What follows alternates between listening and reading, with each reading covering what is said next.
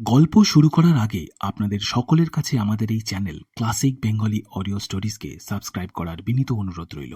আপনাদের সকলের ভালোবাসা আমাদের একান্ত কাম্য।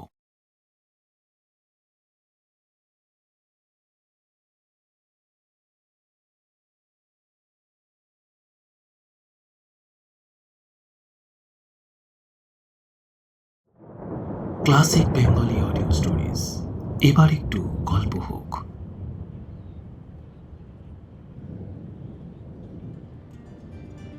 ক্লাসিক বেঙ্গলি অডিও স্টোরিজের আজকের গল্প কানের ফুল, লেখক ইন্দ্রনীল পাল, অর্থাৎ কিনা আমি।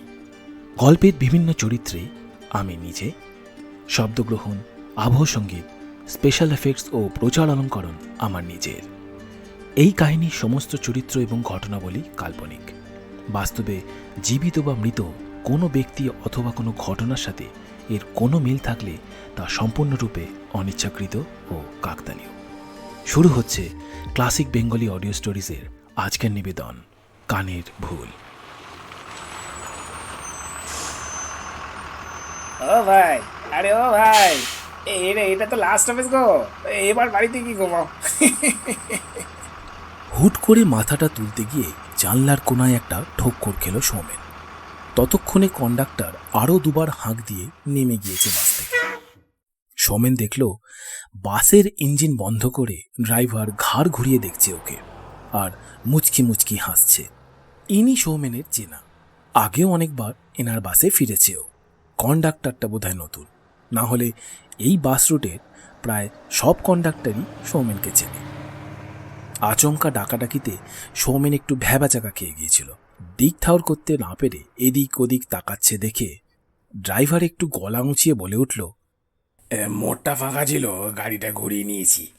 নেমে পড়ো, এই ফাঁকে নেমে পড়ো তাড়াতাড়ি। প্রতিদিন এরকমটা হয় না, আজ যেন একটু বেশি ঘুমিয়ে পড়েছিল সে, না হলে স্টপেজ এসে গেছে আর সে টেরই পায়নি। কোনো রকমে সঙ্গের ব্যাগটা এক কাঁধে ঝুলিয়ে নিয়ে চোখ কচলাতে কচলাতে বাস থেকে নেমে পড়ল সৌমেন।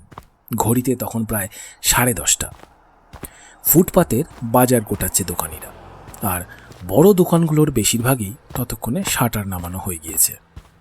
বাসস্ট্যান্ডের লাগোয়া একটা গুমটি দোকানে তখনও কিছু লোকজন চা বিড়ি খাচ্ছে আর আড্ডা মারছে। বেশিরভাগই ওই স্ট্যান্ডের বাস ড্রাইভার আর কন্ডাক্টর। সৌমেনের বাসের ড্রাইভারটিও প্রায় ওরই সাথে নেমে গিয়ে সোজা সেই দিকে এগিয়ে গেল। বেশ রাত হয়ে গিয়েছে আজ।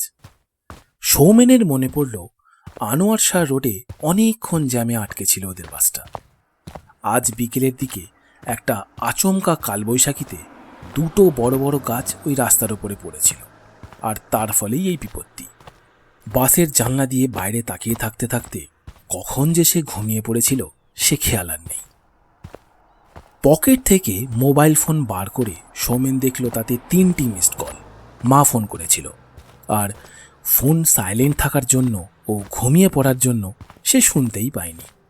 খুব স্বাভাবিকভাবেই বাড়িতে চিন্তা করছে সবাই, তাই দেরি না করে তাড়াতাড়ি ফোন করে মাকে জানিয়ে দিল যে রাস্তায় জ্যাম থাকায় বাস লেট করেছে, আর কিছুক্ষণের মধ্যেই বাড়ি পৌঁছে যাবে সে। অবশ্য ফোন সাইলেন্ট রাখার জন্য একটু ধমক তো খেতেই হবে তাকে।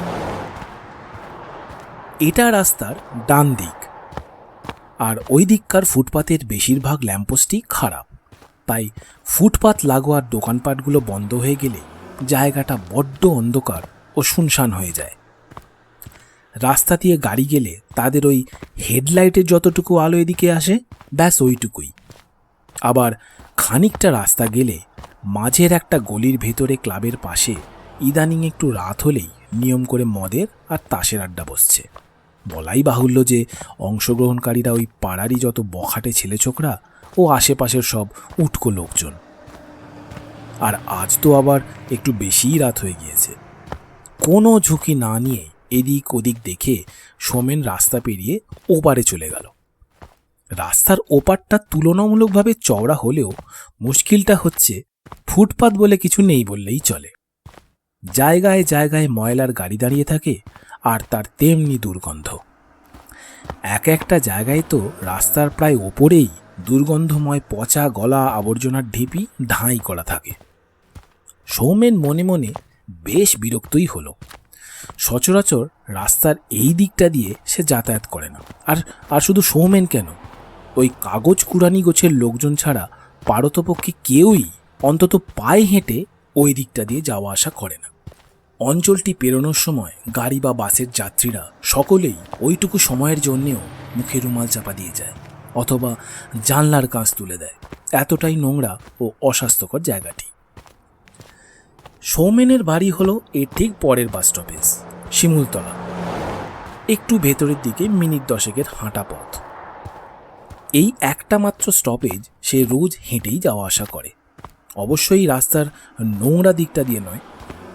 বেহালা চৌরাস্তা থেকে সকাল 9টার সরকারি বাস S31 ধরে যাদবপুর এবি বাস স্ট্যান্ড, আর সেখান থেকে বাসে বা অটোতে গড়িয়া। সেখানে এই বছর খানেক হলো একটা বেসরকারি কম্পিউটার প্রশিক্ষণ কেন্দ্রে সে পড়ানো শুরু করেছে। সন্ধে 7টায় ছুটি। বেশিরভাগ দিনই এক সহকর্মী স্কুটারে যাদবপুর পর্যন্ত লিফট নিয়ে নেয় সে, আর সেখান থেকেই রাত 8টার S31 ধরে আবার বেহালা চৌরাস্তা, তারপর হেঁটে সোজা বাড়ি। এই হলো সৌমেনের মোটামুটি দৈনন্দিন রুটিন। 7টায় ছুটি হলেও 9:30টার মধ্যে অবশ্যই বাড়িতে ঢুকে যায় সে। আজ তার নেহাতি কপাল খারাপ, এমনিতেই এক্সট্রা ক্লাস করাতে হচ্ছে রোজ, তাই আজও দুপুরে ঠিকমতো খাওয়া হয়নি। টিফিনে 1 প্লেট ম্যাগি আর ছুটির পর 1 প্যাকেট বিস্কুট, ব্যাস। তারপর ওই 2.5 ঘন্টা বাসে বসে বসে একেবারে কাহিল হয়ে পড়েছে সে। সৌমেন একটা সিগারেট ধরালো। অন্তত সিগারেটের ধোঁয়ায় রাস্তার ওই অসহ্য দুর্গন্ধ থেকে কিছুটা রেহাই তো মিলবে। ফুটপাতে ওঠার তো কোনো প্রশ্নই নেই, তাই অগত্যা রাস্তা দিয়েই নোংরাগুলোকে কোনো রকমে কাটিয়ে হেঁটে চলে আসে। আর 150 গজ মতো যেতে পারলেই এই জায়গাটা সম্পূর্ণরূপে পেরিয়ে যাওয়া যাবে। এটা রাস্তার বাঁ দিক, অর্থাৎ গাড়িগুলি ওর পেছন দিক থেকে আসছে, তাই মাঝে মাঝে ঘাড় ঘুরিয়ে পেছনে কোনো গাড়ি আসছে কিনা সেটা দেখে নিচ্ছিল সৌমেন। এই রাস্তায় রাত 10টার পরে মালবাহী লরিগুলো যাতায়াত শুরু করে দেয়। সৌমেনের পাশ দিয়ে সমানে বড় বড় মাল বোঝাই করা লরি একটার পর একটা লম্বা হর্ন দিতে দিতে হুস হুস করে চলে যাচ্ছিল। রাস্তাঘাটে হাঁটা চলার সময় এমনিতেই যথেষ্ট সাবধানতা অবলম্বন করে সে। বিশেষ করে রাস্তা পার হওয়ার সময় কখনোই সে অন্যমনস্ক হয় না। আর রাস্তার যখন এই রকম জঘন্য অবস্থা, তখন তো আরও বেশি করে সাবধানতা অবলম্বন করা উচিত। তারপর আবার রাত হয়ে গিয়েছে অনেক, ট্রাফিক পুলিশের কোনো দেখা নেই, আর ফুটপাত বলে তো এপারে কিছু নেই। খানিকটা যাওয়ার পর যে জায়গাটা সব থেকে বেশি ময়লা আবর্জনা ঢিবি করা আছে সেই অঞ্চলটা সামনে এসে পড়ল। এখানে তো একেবারে মাঝ রাস্তা পর্যন্ত নোংরা ছড়িয়ে আছে, যাচ্ছে তাই অবস্থা। কোথা থেকে যেন আবার ইঁদুর বিড়াল জাতীয় কিছু একটার মরা পচা দুর্গন্ধ নাকে আসছে। গা গুলিয়ে উঠল সৌমেনের। অঞ্চলটি পেরোতে গেলে বড় রাস্তার একটু বেশি মাঝখান দিয়ে যেতে হবে তাকে, তাই সময় নষ্ট না করে দ্রুত পায়ে সেই জায়গাটা পেরিয়ে যেতে লাগলো সে। আর ঠিক তখনই ঘটল সেই ঘটনাটা। সিগারেটে একটা লম্বা টান দিয়ে সৌমেন হন হন করে নোংরা জায়গাটা পাশ কাটিয়ে এগিয়ে যাচ্ছিল। পাছে অসাবধানতায় কোনো আবর্জনার ওপরে পা পড়ে যায় সেই ভয় আর পেছনে তাকাতে পারছিল না সে। এমন সময় তার কানে এলো একটা ক্ষীণ আওয়াজ, একটা ডাক। কেউ যেন অনেক দূর থেকে বারবার করে ডাকছে। সৌমেন আবঝা শুনতে পেল, কিরে জাম্বো, ওই জাম্বো, কিরে জাম্বো, ওই জাম্বো, কিরে জাম্বো, ওই জাম্বো বলে ক্রমাগত পেছন থেকে ডেকে চলেছে।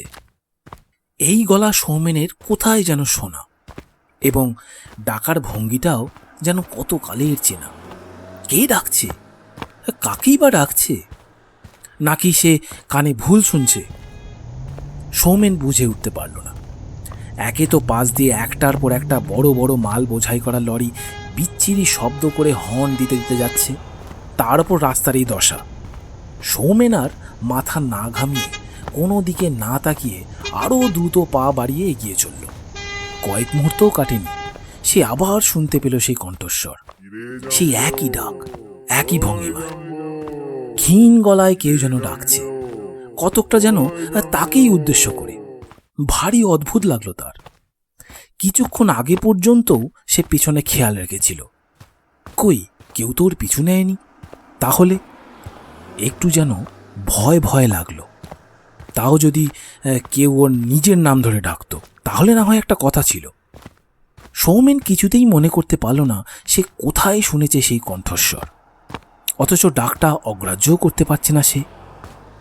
এবার আর থাকতে না পেরে কিসের যেন একটা টানে সৌমেন ঘাড় ঘুরিয়ে পেছনে তাকিয়েছে, আর ঠিক সেই মুহূর্তেই একটা গাড়ি হেডলাইটের আলো দুটো জ্বলছে নিচ্ছে প্রচণ্ড গতিবেগে ডান দিকের মাল বোঝাই করা লরিটাকে ওভারটেক করে একেবারে গা ঘেঁষে নিমিষের মধ্যে বেরিয়ে চলে গেল। সামান্য কয়েক ইঞ্চি নিজেকে সরানোর সুযোগ পেয়েছিল সৌমেন। পিছন দিকে যদি না ফিরত তাহলে হয়তো গাড়িটা সজোরে তার শরীরের ডান দিকটায় একটা ধাক্কা মারত, আর সে ছিটকে পড়ত রাস্তার বাঁ পাশে। হয়তো আরো বিরাট কোনো দুর্ঘটনা ঘটে যেতে পারত, সে মরেও যেতে পারত। কিছু বুঝে ওঠার আগেই গাড়িটা 50 গজ দূরত্ব পেরিয়ে চলে গিয়েছে। পিছন থেকে সে দেখতে পেল সেটা একটা অ্যাম্বুলেন্স, মারুতি অমনি। সাইরেনটা বোধহয় খারাপ, তাই হয়তো বাজাতে পারছে না। হুটারের নীল আলোটা গাড়ির মাথায় চক্কর খাচ্ছে। হর্ন কি বাজায়নি? না, বাজিয়েছে, কিন্তু লরিগুলোর ওই বিকট হর্নের শব্দে ওটা চাপা পড়ে গিয়েছে। আরও দু একটা গাড়িকে অত্যন্ত বেপরোয়াভাবে ওভারটেক করতে করতে ভয়ানক গতিবেগে অ্যাম্বুলেন্সটা সোজা চলে গেল। বলা যায় একেবারে মিলিয়ে গেল, আর দেখাই গেল না। কয়েক মুহূর্ত হতবম্ব হয়ে মাঝ রাস্তায় দাঁড়িয়ে রইল সৌমেন। কি ভয়ানক পরিণতি হতে চলেছিল তার! সে অনুভব করল তার পা দুটো থরথর করে কাঁপছে, গলা শুকিয়ে গেছে, তার হৃৎপিণ্ডের আওয়াজ সে যেন নিজের কানে শুনতে পাচ্ছে। এভাবে কতক্ষণ যে সে মাঝ রাস্তায় দাঁড়িয়েছিল সে খেয়াল তার নেই। অন্তত মিনিট 2-3 তো হবেই। একটা বিরাট বড় লরি পাশ দিয়ে সরে যেতেই সৌমেন দেখল মাঝ রাস্তায় ট্রাম লাইনের ওপর একটা ভিখারি গোছের কেউ উঠে দাঁড়িয়েছে, আর তার দিকে হাত নেড়ে ইশারা করে কি যেন একটা বলতে চাইছে। খানিক বাদে সে শুনতে পেল বেচারা চিৎকার করে বলছে, বাবু ঠিক আছেন তো? সৌমেন এক হাত তুলে ইশারা করে সে যে ঠিক আছে সেটা জানিয়ে আবার পা বাড়ালো বাড়ির দিকে। কয়েক মুহূর্ত আগে ঘটে যাওয়া ঘটনাটা একটা দুঃস্বপ্নের মতো মনে হতে লাগলো তার। সিগারেটে টান দিতে গিয়ে সে দেখল তার হাতটাও কাঁপছে। বাকি রাস্তাটা সৌমেন বারবার পেছনে তাকাতে তাকাতে কোনো রকমে পেরিয়ে এলো। যখন বাড়িতে ঢুকলো তখন ঘড়িতে প্রায় 11:10। নিজের ঘরে গিয়ে জামা কাপড় ছাড়ার সময় সৌমেন দেখল তার প্যান্টের নিচের দিকে কাদা আর নোংরার বেশ কিছু দাগ। হয়তো গাড়িটা গা ঘেঁষে যাওয়ার সময় সেগুলো রাস্তা থেকে ছিটিয়ে লেগেছে। ঘটনাটা যেন কিছুতেই ভুলতে পারছিল না সে, আর যতবার সে কথা মনে পড়ছিল বুকটা ধড়াস করে উঠছিল। আজ যেন একটা মস্ত বড় ফাঁড়া কাটল তার, একটা বিরাট বিপদের হাত থেকে সে রক্ষা পেল। সৌমেনের বাবা মা খাবার টেবিলে অপেক্ষা করছিল তার জন্য। রাতের খাবারটা তারা বরাবরই একসাথে খায়। অন্যান্য দিন অনেক গল্প হয়, কিন্তু আজ খাওয়ার সময় সৌমেন একটা কথাও বলল না, যেন একটা ঘোরের মধ্যে ডুবে আছে সে। বাবা মা বুঝলেন ছেলে হয়তো সারাদিনের কাজের ধকলে ভীষণ কাহিল হয়ে পড়েছে, তাই আর বেশি প্রশ্ন করলেন না ওকে। শুতে শুতে প্রায় 12টা বাজল। বিছানায় শুয়ে উল্টো দিকের দেওয়ালে টাঙানো ঠাকুরের ছবিটার দিকে তাকিয়ে সৌমেন আজকের এই ঘটনাটার কথা চিন্তা করতে লাগলো। ছোটবেলায় সাইকেল শেখার সময় একটা ছোট অ্যাক্সিডেন্ট ছাড়া আর বড়সড় কোনো দুর্ঘটনা তার জীবনে ঘটেনি। বরাবরই সে খুব সাবধানী ছেলে, আর তার সাথেই কিনা আজ এইরকম ঘটল। আসলে রাস্তার ওই দিকটা দিয়ে ফেরাই উচিত হয়নি তার। প্রচণ্ড রাগ হলো তার নিজের উপর। মনে মনে প্রতিজ্ঞা করল সে যে আর কখনো ওই দিকটা দিয়ে ফিরবে না। কিছু সেরকম হয়তো ক্ষতি হয়নি তার, কিন্তু হতেও তো পারত। ভাগ্য সহায় ছিল বলে সে আজ বেঁচে গেল। সে যদি পেছনে না তাকাতো তাহলে হঠাৎ সৌমেনের মনে পড়ে গেল কি কারণে তাকে পেছনে তাকাতে হয়েছিল। হ্যাঁ, সেই ডাক, সেই ডাকের কথা তো সে একদম ভুলে গিয়েছিল। সৌমেন বুঝে উঠতে পারল না যে সেটা তার শুনতে ভুল হয়েছিল নাকি সত্যি সত্যি তাকে পেছন থেকে কেউ ডেকেছিল। কিন্তু কেউ তো তার নাম ধরে ডাকেনি, তাহলে সে পেছনে ফিরেই বা তাকালো কেন? কিসের টানে? জাম্বো? হ্যাঁ হ্যাঁ হ্যাঁ, ঠিক এই নামটাই সে শুনেছিল। আর ডাকার ভঙ্গি আর কণ্ঠস্বর সেও যেন তার চিনা। ভারী অদ্ভুত তো। সৌমেন আর চিন্তা করতে পারল না, তার মাথা ভারী হয়ে উঠেছে, ভীষণ ক্লান্ত হয়ে পড়েছে সে। আর কিছুক্ষণ এইভাবে তাকিয়ে থাকতে থাকতে কখন যে সে ঘুমিয়ে পড়েছিল সে জানে না। পরদিন সকালে উঠতে একটু দেরি হয়ে গেল সৌমেনের। আজ রবিবার, তাই কাজে যাওয়ার কোনো তাড়া নেই। কাল শুতে শুতে অনেক রাত হয়ে গিয়েছিল, হয়তো সেই কারণেই কেউ আর তাকে ডাকেনি। সৌমেনের মনে পড়ল গতকালের রাতের ঘটনাটা। সেই বিভীষিকা এখনও পুরোপুরি কাটেনি তার। চোখ মুখ ধুয়ে ফ্রেশ হয়ে সৌমেন বসার ঘরে এলো। ঘরে তখন টিভি চলছে, খবর হচ্ছে। টেবিলে চায়ের কাপ সাজানো, বাবা মা দুজনেই সোফায় বসে টিভির দিকে তাকিয়ে। সৌমেন ঘরে ঢুকতেই ওর বাবা বলে উঠলেন, উঠে পড়েছিস? শরীর ঠিক তো এখন? আয় বস। দেখ বাবু, একটা ব্যাড নিউজ আছে। সৌমেন টিভির দিকে তাকালো। ব্রেকিং নিউজের হেডলাইনে লেখা অবসরপ্রাপ্ত শিক্ষকের অস্বাভাবিক মৃত্যু। আর নিউজ রিডার খবরে বলে চলেছে, আবারও আপনাদের জানিয়ে রাখি, এই মুহূর্তের সব থেকে চাঞ্চল্যকর ঘটনা, বেহালা চৌরাস্তা বকুলতলা সংলগ্ন এলাকার বাসিন্দা একজন অবসরপ্রাপ্ত শিক্ষকের অস্বাভাবিক মৃত্যু হয়েছে গতকাল। মৃত ব্যক্তির নাম কালীপ্রসন্ন চট্টোপাধ্যায়। গতকাল রাতে 9:45 নাগাদ নিজের ঘরেই ওনাকে অচৈতন্য অবস্থায় পড়ে থাকতে দেখে ওনার কাজের লোক। অনেক ডাকাডাকিতেও কোনো সাড়া শব্দ না পেয়ে অবশেষে সে প্রতিবেশীদের ডাকে। প্রতিবেশীরাই অ্যাম্বুলেন্সে খবর দেন, কিন্তু হাসপাতালে নিয়ে গেলে ওনাকে মৃত বলে ঘোষণা করেন ডাক্তার। কাজের লোকটির কাছ থেকে আরও জানা যায় যে ওনার আত্মীয় স্বজন বলতে সেরকম কেউ নেই। স্ত্রী মারা গেছেন বহু বছর আগে, এক ছেলে আছে, বিদেশে থাকে। দীর্ঘদিন ধরেই নাকি উনি মানসিক অবসাদে ভুগছিলেন, নিয়মিত ঘুমের ওষুধও খেতেন। কাজের লোকটির কথা অনুযায়ী ঘুমের ওষুধের শিশি পুরোটাই গতকাল রাতে খালি অবস্থায় মেঝেতে পড়ে থাকতে দেখে সে। ঘটনাস্থলে এই মুহূর্তে স্থানীয় থানার পুলিশ আধিকারিকরা উপস্থিত আছেন। মৃতদেহ পোস্টমর্টমের জন্য পাঠানো হয়েছে। আপাত দৃষ্টিতে আত্মহত্যা বলে অনুমান করছে পুলিশ। ওনার ছেলেকেও খবর পাঠানো হয়েছে। মৃত্যুকালে ওনার বয়স হয়েছিল 82 বছর। খবরের ঘোষণাটা শেষ হতে না হতেই সৌমেনের বাবা বলে উঠলেন, কিরে, মনে আছে? ইনি পড়াতে আসতেন তোকে আমাদের ওই জলের ট্যাঙ্কের বাড়িতে, মনে নেই? খবরটা শুনতে শুনতেই অবশ্য সৌমেনের একটা অস্বস্তি হচ্ছিল মনের ভেতর। অতীতের কিছু টুকরো স্মৃতি বারবার করে মনে জেগে উঠছিল আর হারিয়ে যাচ্ছিল। এবার বাবার কথাটা শোনা মাত্রই হঠাৎ করে সব কিছু মনে পড়ে গেল তার। বুকটা ঝ্যাঁত করে উঠল। চোখের সামনে যেন 20 বছর আগে নিজের ছেলেবেলার কিছু দৃশ্য যেন স্পষ্ট দেখতে পেল সে। হ্যাঁ হ্যাঁ, মনে আছে বাবা। ও পাড়ার বিল্টু, সুবল, বাবাই আমরা সবাই পড়তাম ওনার কাছে। ক্লাস 2, 3, 4 টানা 3 বছর পড়িয়েছিলেন আমাদের। খুব স্নেহ করতেন। আর আর আমাকে মজা করে উনি। সৌমেনের কথা আটকে গেল, জিভ জড়িয়ে যাচ্ছে তার। সে অনুভব করল তার শিরদাঁড়া দিয়ে যেন একটা হিম শীতল স্রোত বয়ে যাচ্ছে। চোখের দৃষ্টি ক্রমশ ঝাপসা হয়ে আসছে। সারা গায়ে রীতিমতো ঘাম দিতে শুরু করে দিয়েছে। সৌমেনের বাবা বাকি কথাটা শেষ করে বললেন, জাম্বো বলে ডাকতেন তাই না? বলতেন বানর সেনার সবচেয়ে বেশি বুদ্ধি ছিল জাম্বু বানে। তুই সেই জাম্বো, তুই সেই জাম্বো।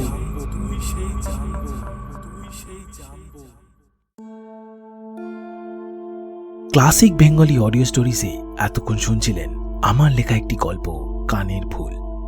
গল্পের বিভিন্ন চরিত্রগুলির মধ্যে সৌমেন, সৌমেনের বাবা, বাসের কন্ডাক্টর, ড্রাইভার, ভৌতিক ডাক ও টিভি রিপোর্টারের ভূমিকায় আমি ইন্দ্রনীল। শব্দগ্রহণ, আবহ সঙ্গীত, স্পেশাল এফেক্টস, প্রচার অলঙ্করণ সহ সমগ্র পরিচালনা আমার নিজের। আগামী সপ্তাহে আরও একটি গল্প নিয়ে আপনাদের কাছে হাজির হবে ক্লাসিক বেঙ্গলি অডিও স্টোরিজ।